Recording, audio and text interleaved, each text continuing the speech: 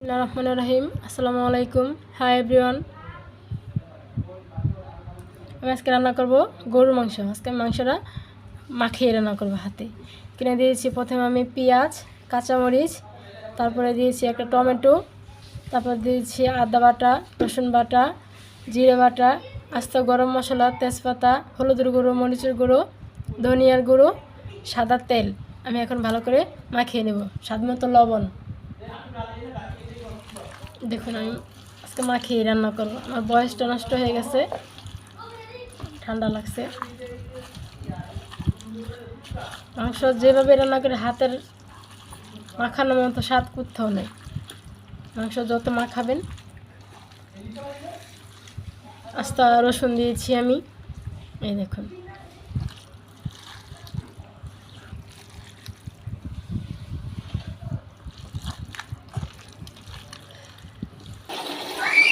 Hello গাছ, এই দেখুন লাল টকটকে ঝাল গরুর মাংস। দেখুন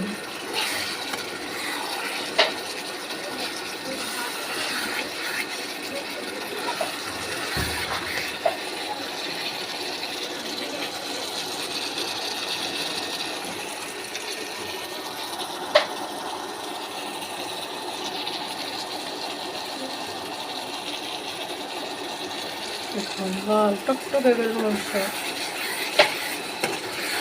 ভিডিওটি কেমন লাগবে সবাই কমেন্টস করে জানাবেন। আমার চ্যানেলটাকে সাবস্ক্রাইব করবেন, শেয়ার করে দেবেন। আমি নতুন, আপনারা যদি আমাকে সহযোগিতা না করেন, আমার পাশে না থাকেন, তাহলে আমি কীভাবে এগিয়ে যাব? সবাই আমার চ্যানেলটাকে সাবস্ক্রাইব করবেন, শেয়ার করে দেবেন, লাইক দেবেন, কমেন্টস করে আপনাদের পাশে রাখবেন আমাকে।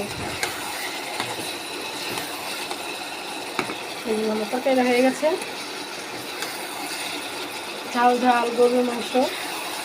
আমি এখানে দিয়েছি, আমি আবারও বলতেছি রেসিপিটা।